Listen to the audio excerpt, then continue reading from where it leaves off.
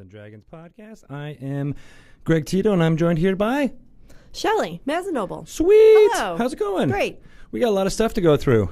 Yep. But we're not going to do it now. No? Because we're going to call up our guest. Let's do it. I think we should just get right up into it. Jump in. Sound like a plan? Yeah. We'll record all of our intro. Sound. No sound. Oh, there we go. Phew. All right. Thank you, Whoa. Felix Jongleur. You are totally the bad guy from Otherland, and I'm so excited about that. So we are going to call Tad Williams right about now and get into our interview, and we'll do all of our intros and outro stuff later. So let's call him up. There's going to be a little bit because I think we're a little bit late, so we'll make sure that we leave. Hello, Tad. How are you? This is Greg. Hello. How's it going? You're also here with Shelly. Hi, Tad. Can you hear me? We can hear you. Can you hear us? Oh, now I can. Okay, good. Sorry about being a little bit late. We do two things, segments ahead of this, and then so we always get a little bit behind. Yeah, no worries. I just didn't know what was going on. No worries at all. Thank you so much for being here and talking to us. Yep. My pleasure. You are being streamed live on our Twitch channel. Right. It's kind of amazing. It is. It is. I never get over the world that I live in. Now, I of course am a big fan of all of the work that you have done for many, many years, but I'm not sure every single one of our listeners or even my co-host, I've heard Greg talk about you. Your name did come up in a recent podcast, actually. Yeah, I think it might have, because there's also someone in the chat who has the handle of Felix Jongleur. Ah, okay. All right. I'm glad to hear it was in that context, because any of the rest of the stuff, including all of the liquor store robbery stories and all, I completely have alibis for every single one. That's good. Those are the stories we want to talk to you about today. So I'm glad you brought that up. But you've been an author writing in fantasy since, I started reading the Dragonbone Chair, and then I read Tale Chaser's Song after that. But that's, the late 80s, 89, 88? Well, actually, to be completely frank with you, Tale Chaser was first published in 85, I believe. All right. In hardcover, and so that was my first publication. Nice. So that's quite a long career. Yeah, I've been doing this since God was in knee pants, basically.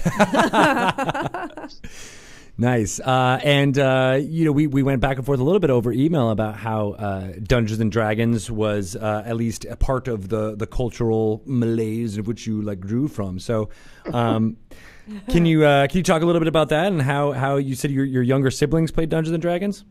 Oh, yeah. Well, the strange thing with me, and this is actually true even to this day, is that I tend to resist outside storytelling influences as much as possible. Oh, interesting. But that's a whole complicated issue. But so when Dungeons and Dragons came along, I think I was really already in my late-ish teens, and was kind of in my what am I going to do with my life mode, and that included working a lot of horrible jobs and doing various creative projects on the side. I was in a band, I was doing radio, I was doing illustration and cartooning and a number of other things. Writing actually came fairly late.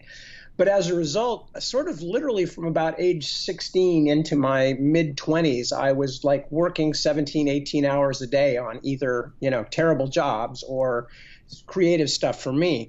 So when Dungeons and Dragons came along, I thought it was really interesting, but I was literally never home. I just couldn't find time to do anything like that, although I always found it very entertaining. And, having been a fantasy guy since I was quite young, it was always appealing to me. And my younger brothers, who were still in school when all of this stuff started up, had the access and the time, and they got quite involved. And I used to draw pictures for them of their characters and things like that. I remember doing one of my brother's favorites was his Hobbit thief, I remember. And so I was, doing illustrations for him of what that character might look like and things of that nature. That's pretty cool. So I always found it really interesting, and I've always enjoyed the idea of people making their own stories. That's been a big thing for me in terms of subject of interest. And I have always watched it with great fondness and with a certain sour amusement when the right-wing nut lords would jump up and talk about how it was basically worshiping Satan and cetera. And, so that if nothing else had made me sort of feel a deep abiding loyalty to D&D, I think that the response of some of the people to it would have done so. They put you firmly on the side of being a fan at that point. Yeah, absolutely. It's as I said, it's an empowering thing. And I have a very kind of curious bifurcated approach on that, because on the one hand, I'm a writer. Mm-hmm. What I do for a living is tell stories. And obviously there's some value to me in having a professional separation between myself and other people, just in the sense of that this is what I do for a living. And I want that to mean something. Otherwise people won't give me money and allow my children to eat and things like that.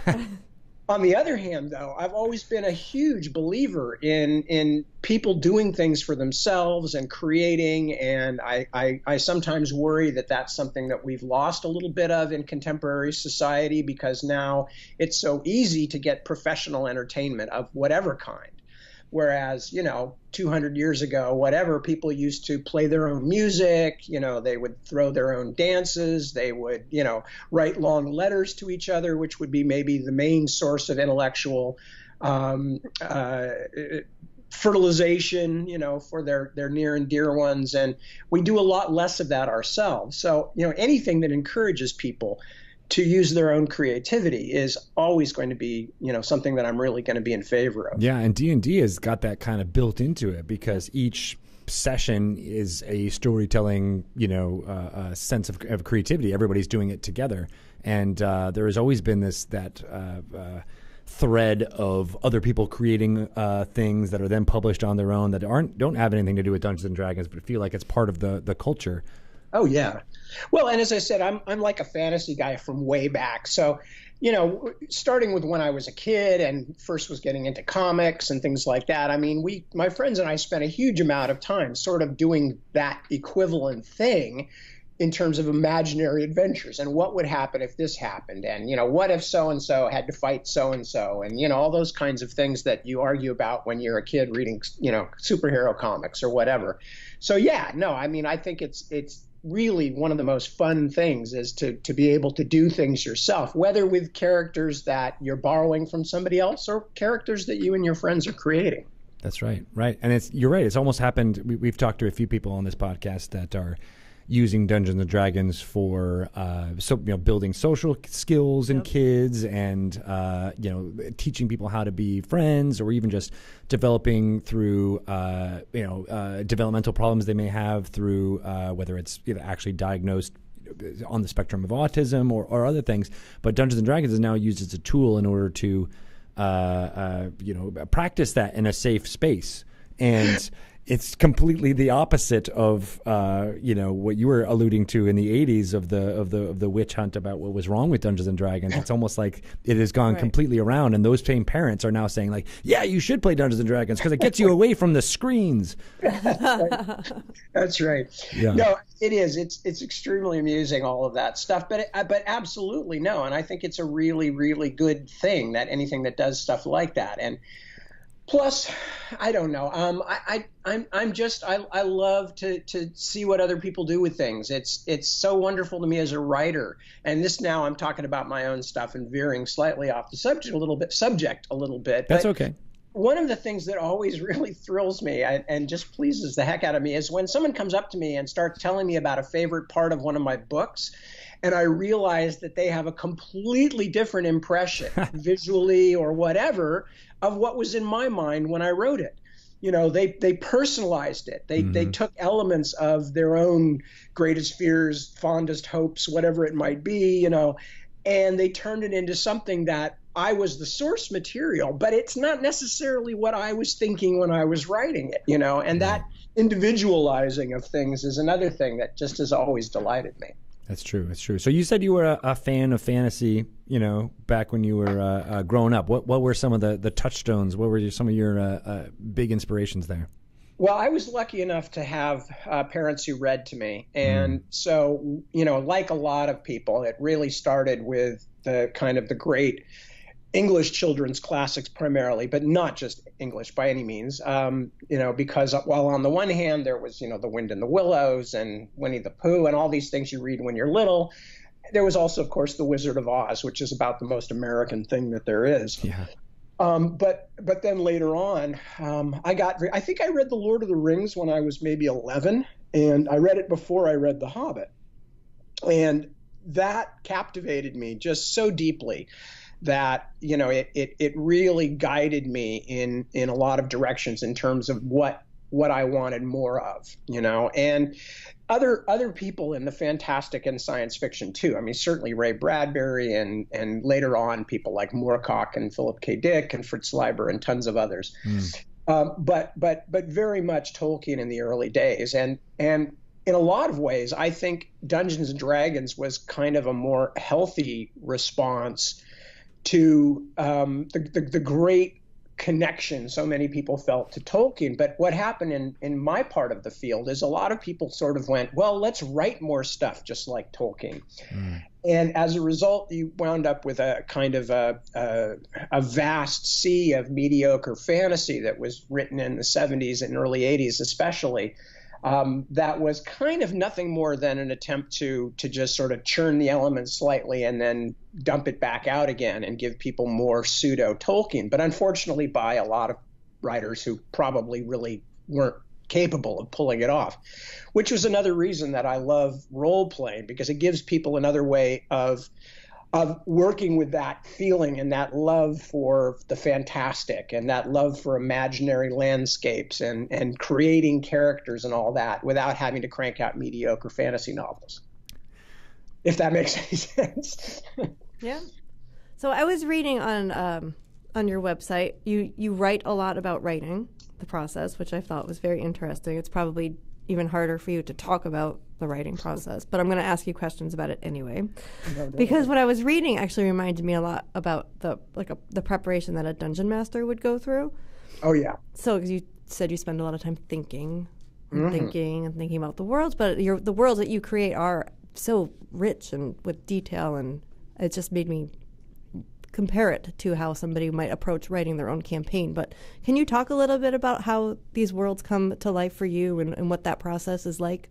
Well, first of all, I think that it's probably good fortune for everybody who knows me, who does role playing, that I didn't get into Dungeons and Dragons, because I probably would have been the most ridiculously over-the-top dictatorial dungeon master who ever existed, because I'm such a detail freak. And we actually just talked to Patrick Rothfuss, who gave a big shout out to you, that he was a big reason why he went with DAW and not other publishers. But but he said the same thing. He said as a dungeon master when he was a kid, he probably would have been too novelisty and railroaded people. Absolutely. and Patrick is a wonderful guy and a great writer. And but I think he's very much the same way I am. And I'm sure that would have been true. I'm sure that people would have fled shrieking into the streets after they tried to deal with us for a while. But as far as again, I think we go back to Tolkien. It wasn't so much with Tolkien that I wanted to recapitulate the experience when I first started writing, but it was very much that what I wanted was that feeling of otherness that I got from Tolkien, that feeling of these worlds really existing. Also, the best science fiction writers. I don't think there's any question that that's one of the things that people found so appealing about Dune, say, for instance, is that feeling of, old cultures and old history and how these things, interact and serve as the foundation for new stories.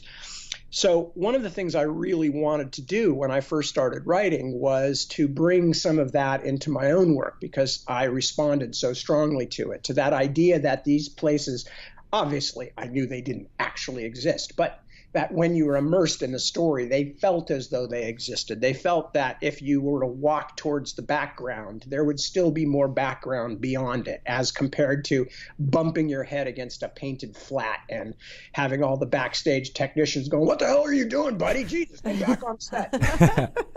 So I've always made world building a very big part of what I do. And it's only partially because now it's expected of me. It started originally, though, just because I love it. I love that part of it. I'm a history buff. I'm a science buff. I like learning about how the real world works.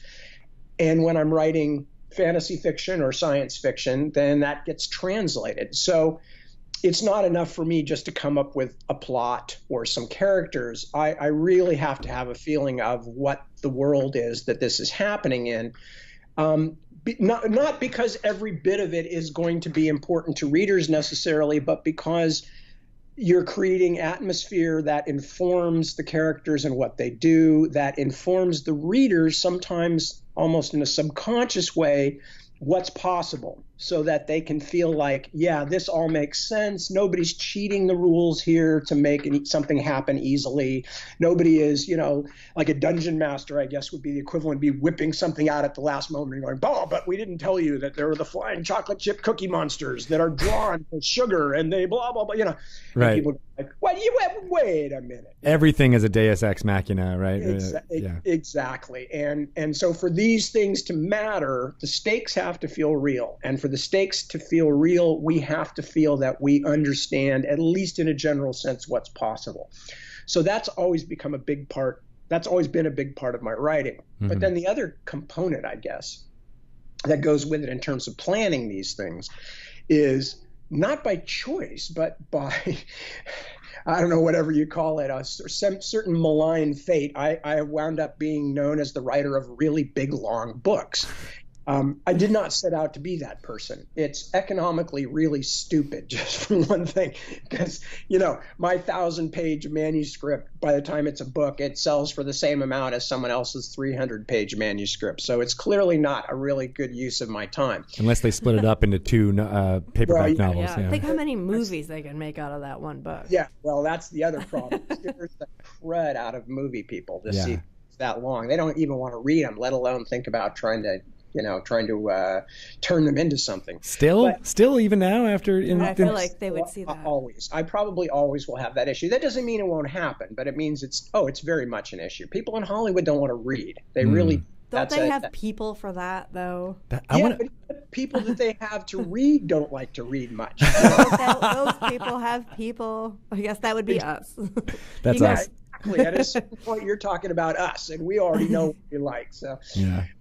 But so one of the things that happens in terms of making these things or writing these stories is that because they're big, long stories, and because I'm now on my 4th or 5th big multi-volume series, you learn a few things. And one of the things I learned early on is that a lot of what's really best for me about these stories arises out of the complexity. It's almost like a quantum physics issue, or a chaos theory issue.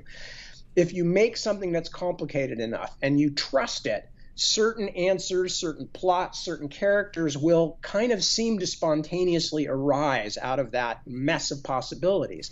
I'm not talking about anything mystical. I'm not talking about, I have a muse or whatever. I'm just talking about when you get anything that is complicated enough and you trust it and you treat it as though it's real, it will begin to tell you what's going to happen, what you thought was going to happen that now you can see would never happen in a million years, and it was just, like that Deus Ex Machina we were just talking about. Mm-hmm. You can see that like, oh no, if I tried to do that now, then nobody would buy it because these characters, that just isn't sensible, right, or whatever.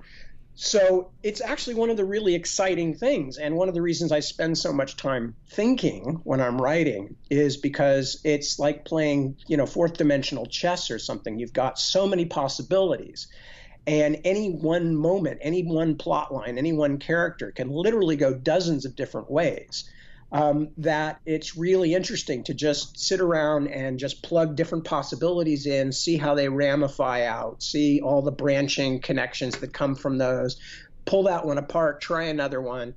And quite often you find that the answer will suggest itself, something that you hadn't thought of at first and certainly didn't think of when you were outlining the story, but the complexity of the story has given rise to certain things that now work out and are like the best possible ways for that to solve themselves. You'll suddenly realize, oh, that's why, almost as if there was a muse involved. Oh, that's why that character came to me, because that's the perfect person who would, of course, do X, Y in this situation, So, did you have characters like that in Memory and Sorrow and Thorn that that Oh, bubbled absolutely. up from the surface?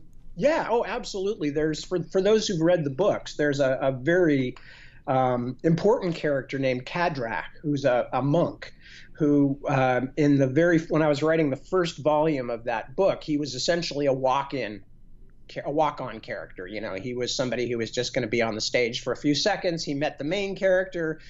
He clearly was a troubled guy who was having problems with his own religious beliefs or whatever. And then he sort of walks off again after stealing the hero's purse. So I never had any intent for him to become more than that. But without giving anything away, 2 volumes later, at the end of the whole series, he's one of the most important characters. Yeah. And that was because the second time he appeared, it was because I needed a character to do something, to accompany somebody. And I went, well, how about that monk? You know, he was just kind of sitting around and he could be in here. And he was kind of interesting.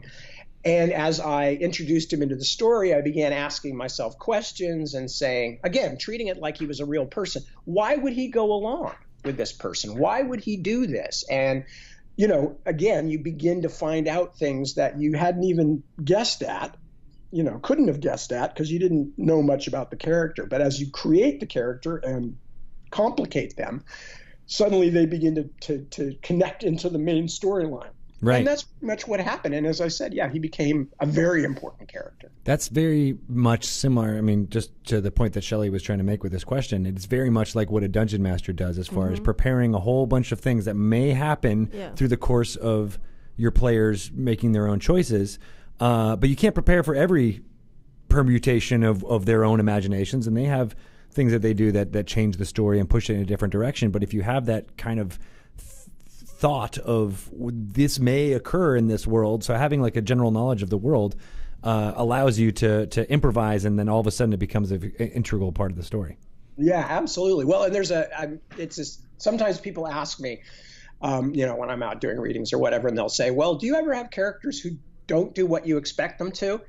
And I always tell them, like, absolutely. You know, there will be, let's say, for instance, you know, you have a character that you've basically told yourself, okay, 2 volumes from now or a volume and a half from now or whatever, this character is going to have to jump out in front of the main character and take a spear. You know, he's going to die so that the main character can live, and it will be noble and heroic and tearful and blah, blah, blah. So you plan this for yourself, and then you go on with your story. But of course, if that character's death is going to be meaningful, you have to introduce them long before that. They can't just show up at the last moment. So you make them part of the story. And as you make them part of the story, you learn about them and they participate with the other characters and all that. And then you finally, a year or 2 later, you get to that point that you'd been thinking about and that you'd prepared this character for.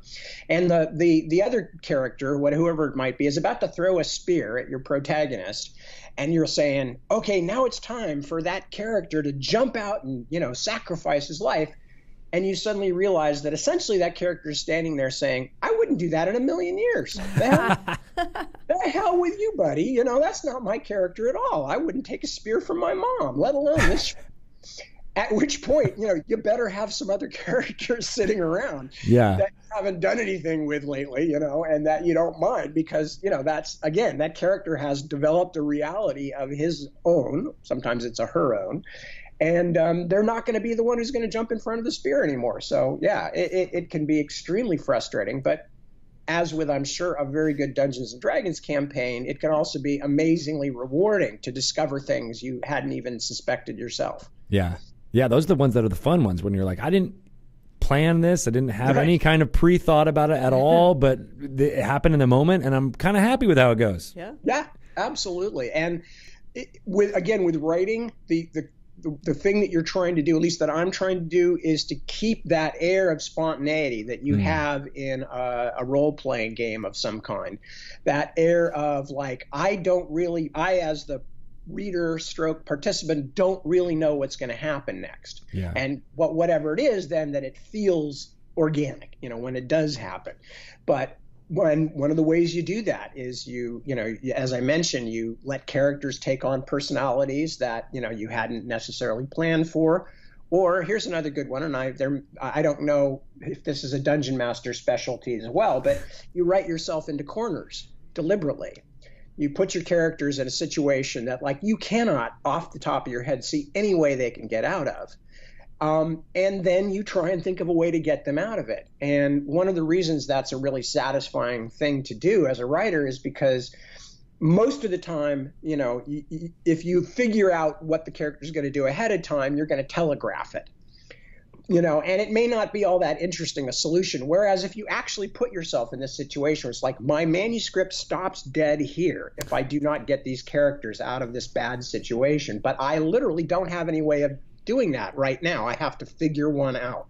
And that comes through in the writing too, you know, those kind of crazy things that you just didn't expect, but that seemed very satisfying because it did look hopeless. And then boom, you've pulled something out that actually doesn't feel like cheating. Yeah. When players actually come up with solutions to those problems, you've painted them into a corner, and that's where it's amazing. Yeah. Oh, I wish I had players.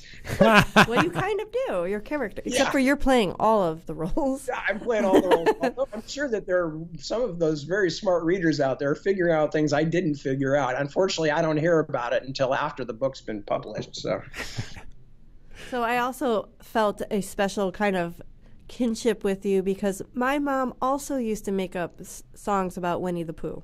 Ah, how nice. Yes. Really? Yes. No way. Yeah, like always about like what, like trying to get me to do things, but it was like Winnie the Pooh telling me to do them.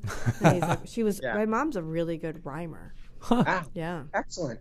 Yeah, we kind of have a family thing going that way too. And you know, my mom, I believe, was the one who kind of first introduced it, but I definitely have carried it along with my kids.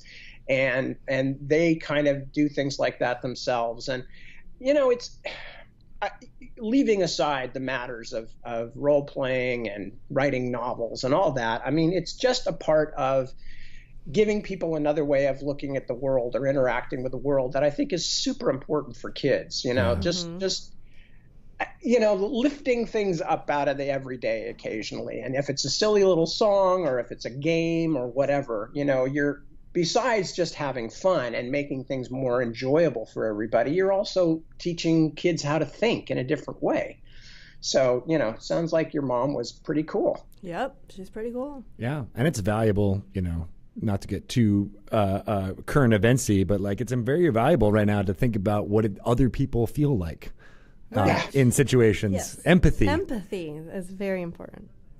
Well, and you know, I that has always been a big thing with my writing. I think even as I've gotten older and as I've been writing longer, I have gotten more and more and more away from, in most of my work, of the authorial voice. I almost never use it, meaning I almost never take that kind of godlike third person of somebody who can see everything and who is talking to the reader. I will occasionally do something like that where I will actually have a character telling the story, like in my Bobby Dollar books. But generally, I'm kind of more interested in hearing how the characters see things, just because it is a way, it's kind of a kaleidoscopic view of what's going on. You get all these little pieces, and each one is somebody's subjective version of what's going on around them. And it's so much, to me, it's so much more interesting than having a writer sort of stand back like God and tell you what's happening and tell you how to feel and tell you who the good guys are and the bad guys and the this and the that. Mm-hmm. Instead, you just, what I like is you just get introduced to a ton of different characters, and you see all parts of the world through them, but you see them in a very subjective manner. Yeah. And I think you and actually you did it first, but then I think it was a kind of shift in fantasy where there was this idea where there's several point of view characters in a novel, in a fantasy novel, and you flipped around to different point of view characters. And I was, you know, when I was reading the Dragonbone Chair and all those, I noticed your nomenclature in the splitting up of chapters. So if it was the point of view didn't change, but you wanted to show time passage, there would be like 2 carriage returns, and then if there was a point of view shift, there was always like a little symbol in the center, which changed all that, you know. And then what's that? I just said I'm glad you noticed. Yeah. Well, my 11-year-old self noticed, and then I was like, oh, that's how I'm going to write my book. And then, you know, I never actually wrote that book. But we'll talk about that another time. But there's the idea that like each one of your characters always were speaking of the things that they knew with the knowledge that they had with them, right? And I thought that was very role playing because there's definitely characters who players rather who metagame. They know what's happening, or like what the overarching story in Tomb of Annihilation is, our storyline that's coming out, and so they'll kind of use that knowledge to help their character make the decisions that are going to make the plot better, But it's something you always try to work against at a role playing session, because it kind of ruins the fun a little bit, or it can ruin the fun for certain types of players. So, can you talk a little bit about like what it's like to be a point of view character and how you use that throughout your writing? Well, what you're talking about is very much a function, no, it's not a function so much. It's a byproduct of writing contemporary fantasy and or science fiction or whatever. Just consider that a given. Yeah. But it's very much a byproduct of writing contemporary fantasy, because over my writing lifetime, let alone a longer stretch of time, over my writing lifetime, we've seen a huge concentration and not a stratification, but a ramification of fantasy fiction. Just for instance, this is true in most other genres as well, but into smaller, concentrated subgenres where people will tend to read only the kind that they like. So you'll get, the vampire dark fantasy folks, and they will not tend to be as interested in some of the other things. Or you'll get the urban fantasy folks who are very, influenced by Neil Gaiman or whoever. Or you'll get, the people who are more standard fantasy types who have lots of D&D influence in their work. I'm thinking of somebody like Stephen Brust, and who, by the way, is a great guy and would be a good guest if you ever need somebody. Nice, will do. His work originally spun off from role-playing games way back in the day. Mm-hmm. But so, as people get more concentrated in terms of what they read, and read a lot of it, you're virtually always these days, as a writer, playing against the expectations of the readers. These are not ignorant readers by and large who have picked up this one fantasy novel and are judging it, according to the entire world of their experience. No, what you're getting a lot of times are fantasy readers who have read literally hundreds of other fantasy novels, have seen huge varieties of tropes and how they are dealt with, and the kind of things I was alluding to before. Oh, and here's this character in a terrible situation hanging upside down in an old well that's full of slime snakes or whatever, and their hands are tied behind their back and they have no weapons, and how are they going to do this or that or the other thing? And as a result, they are, excuse the noise in the background. No worries. As a result, the readers have seen these all before, and they are never going to not be.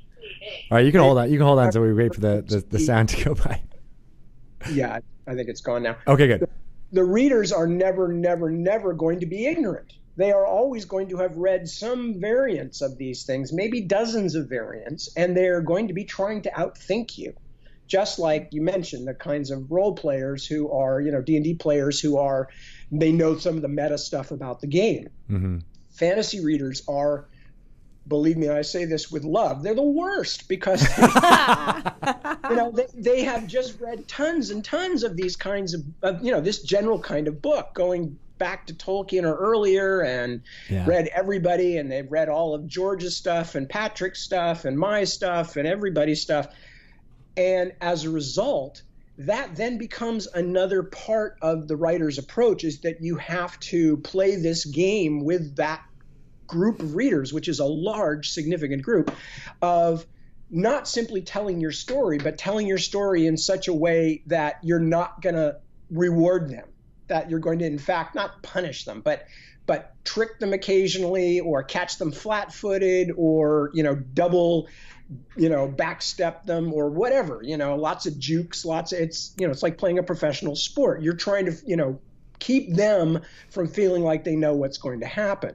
So it gets really complicated, because you're not just doing all these other things of telling a story, but you're also going, crap, but every single reader who sees this, who's read a whole bunch of other fantasy, is going to assume it's something like this. And they're kind of close. So how do I push them off so that when it does happen, it still feels like a surprise, Yeah. So Yeah, so you're dealing, and I think increasingly in any kind of writing or entertainment, we're seeing that everywhere. We're seeing that in television. We're seeing, we're in the postmodern generation. We're in the metafictional era, and there is no such thing as assuming you've got an not ignorant in a negative sense, but an audience that doesn't already know the subject material. Right, right. That's interesting because the experience that I had, 12 years old, going into a bookstore in my hometown and picking up the Dragonbone chair, totally like on the blue, like, oh, I'm just going to read this book because it looks cool. Right. And not having that huge history of fantasy behind me. Yeah, exactly. It's rare. And there are still, you still do find young readers, but more and more, there's an entire industry out there of writers and readers and everybody who are throwing these tropes back and forth. And of course, now we have, worldwide instantaneous communication. So it's not even just the people in your own language that are throwing these things around anymore. They're being tossed around all over the world, and people are sharing them with each other and getting online. And for instance, as you may know, I'm just writing this new series of Ostenard books, which is, the first time I've gone back to that for like 30 years. Yeah. And even my own website, even tadwilliams.com, that the message boards are full of people guessing about what's going to happen next, and what seems significant in the first volume and what they think about this one. And I literally can't go near that. I can't even read. I mean, it should be the most fascinating thing to me in the world, but I don't dare. I don't want to be influenced. I don't want to add another layer of trying to outguess my readers into what I'm already doing. I mean, just, then you wind up responding. Somebody guesses something that you've worked really hard, and instead of going like, well, that's one person and they don't know that they're right, you're going, oh crap, I have to change it.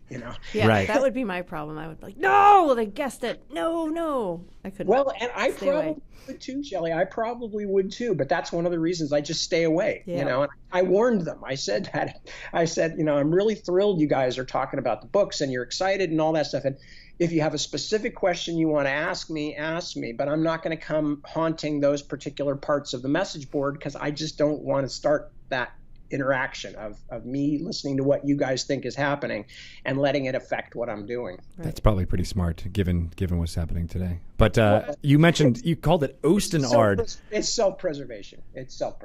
You see, that's the first time I've heard someone pronounce it correctly. I always thought it was Ostenard. Yeah. With a AU, not a Osten. So now I know that. It can really be. I mean, I'm to be honest, I'm not a fanatic about how people pronounce things. My own publishers used to say things like, that guy whose name starts with a P, who can keep track of all this stuff? And whenever people come up and talk to me about my books and they pronounce a name a different way than I do, I don't correct them. I just, because like I said, people personalize these things. Sure. And that happens in Dungeons & Dragons all the time. Yeah. We have so many different, proper names that are pronounced differently, and monsters who have different things. The one that got me recently, I've mentioned it a few times in here, Sahuagin. We used to be Sahagwin is how I thought it was, but you pronounce the ooh as a ooh-agin. Sahuagin. I'm like, that's such an interesting, better way of pronouncing it. Actually, wow. No offense, but it is a little better. It is better than Sahagwin, which Sahagwin. Yeah, too boring. But I want to ask you, Tad, about Orlando Gardner in Otherland, because so much of what he experienced in the your version of what an MMO would be, or what an MMO would become, rather, was fascinating to me, and I think even people here in the Twitch chat have said like that you were thinking about how online gaming would evolve before the internet even was as ubiquitous as it is now. There, I kind of tend to downplay stuff like that, but in one sense, it's true. I really was doing this stuff quite early, not because I'm just a brilliant, lovable person or anything, although that too is true. But because I was actually working at Apple in the late 1980s. It was my last normal job before I quit to become a full-time writer. And I had originally started there working in what was called the Technical Information Library. And we got very interested in trying to, so mind you, this is like 1987. So we got very interested in trying to put some of the information into visual form, which obviously could be very useful when you're showing engineers out in computer stores how to fix things, not just text, but actually putting in, videos and things like that. So that was a very big deal at the time. We're talking 30 years ago, whatever it was. Anyway, as a result of that, I myself, along with a friend who later became a business partner, we got very interested in this stuff, and we started going to all the conferences at the time when people were first doing things like developing the data glove. That was Jaron Lanier and VPL and or JPL or whatever it was, and various other things, the beginnings of hypertext, all this stuff. It was really early days, and I got fascinated by it. But making a long story short, what I realized was what I really wanted to do was jump straight forward into the future 20 or 30 years, like now, and be able to actually use these things and do these things. But it just simply did not exist at the time. It was all speculation. It was the very earliest, wireframe and polygon stuff, and very hard to have more than one person in a virtual space at a time. And, fascinating time and very fundamental to what is going on now, but very early. So in part, the Otherland books were written because I wanted to be able to do this stuff, and I couldn't do it. I would have these ideas. And in fact, my friend and I we started an interactive television show, which is a whole other long story I won't bore you with, but it was quite interesting and odd that something nobody else had done. And we kind of were fascinated by this stuff, but I was frustrated by the early nature of the technology. And as a result, Otherland came in large part just because I was already thinking about what could be done with this stuff and really wanted to be able to do it. And one of the things I wanted to be able to do, you mentioned Orlando.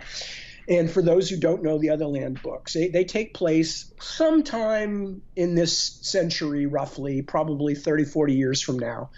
And Orlando is a teenage boy with progeria, which is premature aging sickness. Which at that point they still have no cure for. So he's basically under a death sentence. He is housebound. He is, his body is failing him fast, but he is huge on the role-playing parts of the internet, especially in his particular world, which is a kind of sword and sorcery fantasy adventure, where he is Thargor the Barbarian, the king badass of the whole thing. And of course, that in and of itself was fascinating and fun to write, because I was thinking, when I was a kid, if I could have walked into a Conan the Barbarian world, and lived in it, what would I do, and how would I act, and what would happen there, and how would it function? And then I was adding on the idea of like, okay, this has to have rules. It's supposed to be, it's not even the most extreme tech in this book. It's just what's common commercial technology at this time. But then, of course, also because of who Orlando is, because of his illness, because of his isolation from the real world, the difference, the gap between who he is and who he pretends to be is huge, and a lot of strange stuff comes out of that. So all of that kind of sprang out of just my simple desire to be able to do more with the internet and with virtual reality at a time when it just wasn't physically possible yet. Yeah. And it was fascinating to me at that time, too, because I was reading it before Ultima Online occurred, before EverQuest, obviously way before World of Warcraft perfected those two game types. But those games were soured for me because I had read Otherland. Because God, really? I had wanted to have the Thargor the Barbarian experience, and have to be famous in world, but then also have the ability to tell the kind of free form more role playing-esque stories that were happening in there that MMOs, I think, early on tried to create with being able to play or kill, for example, in Ultima Online, and have like that, kind of community online that actually had rules, and Star Wars Galaxies was a big part of that too, where it was all about creating different ways that social binds could, and World of Warcraft ignored all that and just told basically did like a first person, a single player game with other people around it. Right. And that was what became popular, and people were like, oh yeah, we can do that really well. But it never got to me to be what Orlando experienced. Right. Well, it's funny you should mention this, because my son is all my kids are gamers, but our eldest son is probably, that's what he's going to do for a profession. And so he's always been gaming since very early on. So I've lived vicariously through a lot of his stuff. But when he first started doing World of Warcraft, again, this was one of the many things that in a different world at different times I probably would have happily done, but I it didn't work out that way. But of course, I'm fascinated because I've been thinking about this stuff for years. So, my son would be playing World of Warcraft, and I would be standing over him and going like, well, what if you just walk off that way? And well, not much happens, and I'd go like that. And I go, well, see those people over there? What if you wanted to like just live with them? Just hang out with them and make a fire and swap stories and stuff. He goes, well, you can learn certain kinds. No, I go, no. I mean, like, what if you didn't want to go on a quest? What if you wanted to open a store? Or what if you wanted to become a professional tree trimmer? And he just kind of look at me like, why would anybody want to do these things, Dad? What is wrong with you? And I'd be, that's the point. It's like, as soon as I see a place, I want to know where are the boundaries. I want to know what can't I do and go bang myself against that thing, and just try stuff. I would tell him, go start some rumors, tell people that XYZ is happening. He's going like, no, you don't, that's not really fair. I'm not talking about fair. I'm talking about stories. This place needs stories, not just the online stuff about how easy it is to kill this and that a character, but like, stories about haunted places that may not actually exist, but people can go look for them. And he would just go, Dad, you don't get it. So, yeah, that's very much my experience too, is that I've always wanted to try and find ways to break down the paradigm even farther and literally have like a Second Life type experience, but in a fantasy, very wide open fantasy setting, Do you think there's any way that VR and the way that's becoming more accessible to people that we'd get something like this? Oh, I think ultimately, yes. It's only a question with any of this stuff. I mean, somebody said this to me just the other day. They said something about, well, yeah, and I really liked your Otherland books, although obviously VR didn't turn out to be that big a thing. And I'm going like, what are you talking about? We're like in the super early days of VR. I mean, we're not even there yet. I mean, we can barely replicate, 20 seconds of lifelike experience, let alone go live somewhere so long that you accidentally forget to eat and you die, that's the mark of, I don't know, you'd call it success, but that's the goal of all game designers is for their players to die. Yeah. That's the mark of the paradigm shifting, where people actually forget that they're living in another world because it's so realistic. So, I think all of this stuff is possible. And I think that there's just a kind of unguessable scale of adventure touring and world travel. And then, of course, just limitless invented universes that people will be able to interact with, and that people will be able to have full surround, spy adventures, or, if you want to be the baddest ass cowgirl in the West or whatever, and you'll be able to go live in that. And yeah, I mean, it's just so obvious to me that the technology will continue to improve. And what it means is that continuing to improve means continuing to become more like reality. So yeah, I think it's going to happen. And the only question is how are people going to interact with something that separates them so much from the real world, and what problems, but also interesting new things will come out of that. And I think your series does a good job of that. It's not necessarily a promised land. It's not like, oh yeah, this is going to be fine, because there will be rich, powerful, lawful, evil people who will, use it for their own ends. Oh yeah. Well, and even beyond that, I mean, one of the things that I've talked to when I've been doing tech talks of various kinds or whatever over the years, that I've always said is, with every big shift in technology, everybody immediately jumps into these two camps of like, it's going to save the world, it's going to destroy the world. So, I mean, just some very mundane examples, when frozen food came along, everybody was like, why would anybody ever cook fresh food again? It's such a problem. It's such a hassle, Frozen food is going to completely replace fresh food. Well, within 20 years or whatever, people are like making their own pasta from scratch and stuff. Yeah. Similarly, when the synthesizer came along in the 70s and the mellotron and people could imitate other instruments, people were like, why would anybody ever play those other instruments again? The synthesizer will change everything. And then other people are going like, it'll ruin music. Nobody will know how to play real instruments. And then there's like a folk revival within a few years after that. And everybody is learning how to play dobros and mandolins. My own brother's learning how to play the mandolin and stuff. So what's a dobro? A dobro. Oh, it's another like a pedal steel type thing, I think. It's another sort of bluegrass country instrument. Oh, okay. Both my brothers play bluegrass. I'm much more of a rock and roll guy, but they're like bluegrass guys. Nice. All right, cool. That was one I hadn't heard of. Yeah, and all these you can actually hear a lot of it on stuff like early Jackson Browne albums, actually, but that's another story.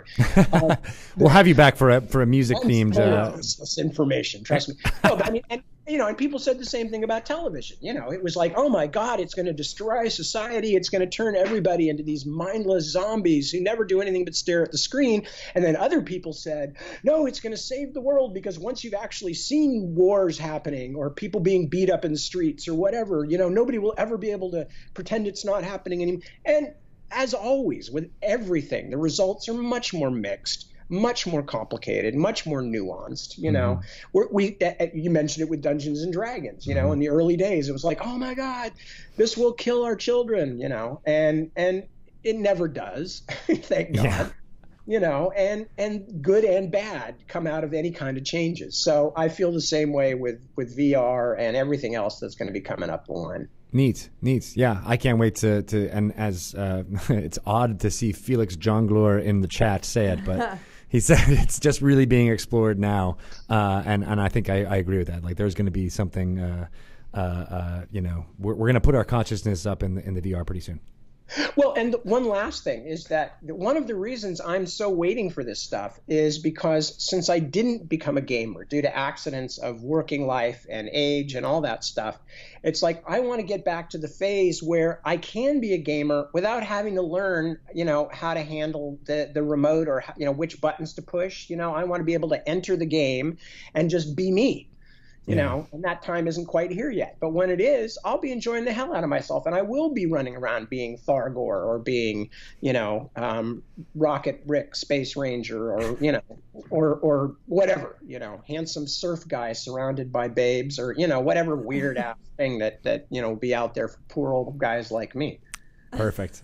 Awesome. Well, to bring it a little bit back to Dungeons and Dragons and fantasy, I'm very excited that you're back into Ostenard. Did I say it right? Yes, you did. Okay, Ostenard. Now good. All right, now you I can say it the other way too, and that's also all right. I'm really enjoying. I liked your The Heart of What Was Lost. That the interim novel. It got me back up with what was happening in there, and I'm reading through the first book in the series now, and I'm very excited. Thank you. I'm most of the way through the second book. I think it's even slightly longer than the first book of the series. So That's a frightening thought. Well, I mean, I'm sure many fans have told you this in the past, though, too. Like, don't worry about I like long books, and I'm glad that you make long books. Maybe you should stop trying to put them all in the same novel, though, and like do the 6-book series instead of a 3-book series. That might be your answer. That has occurred to me at times, yeah. It's probably occurred to your publisher. Yeah. Very good stuff. How can people, I saw some people in the chat say, like, what was the best way to get into your books and what you do? What do you think? What is the best way for people to? Well, there are several standalone books, or you can start with the first one of any of the multi-volume series, depending on what you like. Obviously, the Dragonbone Chair is kind of the classic. Otherland is kind of the classic science fiction one. But my first book, Tail Chaser's Song, which was a fantasy novel about cats, but not necessarily cutesy, that's there. War of the Flowers is a standalone. The Bobby Dollar books are quite short. So there's a number of easy ways in. Or you can go to like tadwilliams.com or any other place where people talk about fantasy or science fiction and ask some other readers and probably get some illuminating reactions that will help you make up your mind. Nice. And You're always welcome. Are you on Twitter as well? I am on Twitter. And it's just at Tad Williams, right? Yes, I believe so. Nice. See, you're like me with just using the name as the Twitter handle. You're so clever.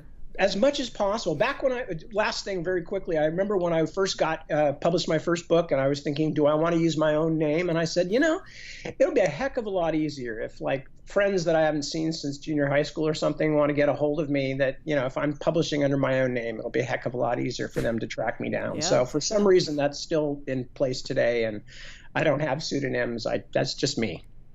As well it should. Yeah. I'm on board with that. I think, back in the internet days, there was something about having like an alter ego that you were, and I think that was kind of attractive to some people. But there was a point in my life where I was just like, you know what? I'm just Greg Tito, and that's my name. Yep. Sticking with it. Absolutely. And I think that's a good choice because more and more these days, the problem comes not from the people that we do know on the internet, but we don't know. This is true. They will find you. Well, thank you so much for letting us talk to you for as long as we have. I feel like I could, regale you with more questions and pick your brain more about. I wanted to ask about world building even more and all that stuff. So that's my specialty subject. So we'll have to do it again sometime. We should just do a special podcast just on world building because I had some questions. I'd love to. I actually do seminars and stuff on that sometimes. Well. Oh yeah. But then we got to get you in the office then. Oh. For a seminar. I like that idea. Sounds good. Ooh, that sounds fun. All right. Well, thank you so much, Tad. And if people would love to jump into all of his books, I'm glad that some people in the chat are like, "Oh, I never heard of them," and I'm glad that we're bringing you new readers as we speak. I'm thrilled to hear it. Nice. All right. Well, have a good day. Thank you so much, you guys Tad. too. All right. Thanks. Bye-bye. Bye-bye. Thanks. Bye. That was awesome. Now I really want to talk about world building. I had some questions. I know, and I wanted to be like, because I'm totally going to dork out about it, but I read his books, and he has a glossary in the back of words and what they, like it wasn't Elvish, it was like troll words, and then like what they mean, or like, whatever what the culture was and what it means in English, right? And that's how I started writing my fantasy novel when I was 10 or 12 years old. I took that exact list and took the English word, and I made up my own made-up words for it, and I was like, "Oh, that'll be the." You made up your own language? No, it was like, when he had a noun on that list, I just made up another fake word that like similar to what he did, right? Because I thought that's what you had to do to build worlds is you got to have a language, and I was also a Tolkien fan, so there was all that he had basically a whole other. It has not yet been made, and that's why I want to ask him. Like, can you do too much world building, or can you get bogged down in the world building and then never actually? It might be an excuse to not actually write the novel. Yeah. I do that too. Yeah, or like I've written tons of campaign backup material. I'm like, I'm going to start a D&D campaign, and then I just get bogged. One thing doesn't feel right, and then I get sidetracked. Yeah, exactly. Yeah. So write it. I need tools and disciplines to help me with that now. You got the tools. Yeah? I think the discipline I can't help you with. But No, that's what I need. Yeah. Can you? Shelley, I need you to provide discipline. This became a very different podcast all of a sudden. We've got dungeons. Yeah, but we will definitely have him back. I got to check in with him after his second book, and after I read it all, so it all makes a little bit more sense. And I can ask some real interesting and pointed questions about what characters are going to die and which ones aren't. Okay. I don't know if he'll tell you. I don't think he will. Or it sounds like he might not even know. Yeah. He might not even know. Kind of up to the characters. Yeah. Good stuff. Thank you, everybody in the chat. You've been wonderful. Yes, that is Tomb of Annihilation on the table. Somebody did ask that question. That's right. Tomb of Annihilation is going to be out very soon. We have the first proof copy here. More will be coming soon. It is pretty glorious. We are. Do we have any ending announcements that we want to get to? How can people follow you, Shelley? Find me on Twitter at Shelley Moo. I'm sorry. My name's too long to be at Shelly Mazanoble. I It guess would that's use true. all your characters. Yeah. Yeah. Yeah. So I'm just Shelly Moo. You should change your name to just be Shelly Moo. Just be like, I would. yeah. why My not? mom calls me Moo Moo. Oh. That's my nickname. Well, that makes perfect sense now. I never knew all that. Yep. That makes sense. You could also at Avalon Hill too. Yep. If you want- Avalon Hill, the number 2. And We'll you be can follow. doing some previews there. So Oh, for Betrayal at Baldur's Gate. sweet. Follow. I am at Greg Tito. You can follow me there. And then, of course, if you're wanting any information about Tomb of Annihilation, go to dungeonsanddragons.com or follow them on Twitter at wizards_DND. Follow them. Follow us, I guess I should say. Those D&D Those people. crazy people. It's very exciting. Just subscribed. Oh, yeah, Silent Kagamusha. Woo! We like you very much. Thank you guys who are listening to us in podcast form. You guys are the best. Please make sure if you get a chance to like and or rate us on iTunes. That always helps get more people finding out about this here podcast. I feel like people might be interested in this one with Tad Williams, who may not be D&D fans. So we might be getting a whole new brand audience here for Dragon Talk, which would be fantastic. Yes. Come to our side. Yes, come to our side. Again, Tomb of Annihilation comes out September 8th in game stores and September 19th everywhere else. So look for that then. And we got Xanathar's Guide to Everything coming up this fall, November 10th in game stores. Whoa. It's pretty exciting. All right. I think that's Good it for this stuff. edition of Dragon Talk. We'll talk to you guys next week. Okay. Bye-bye. Will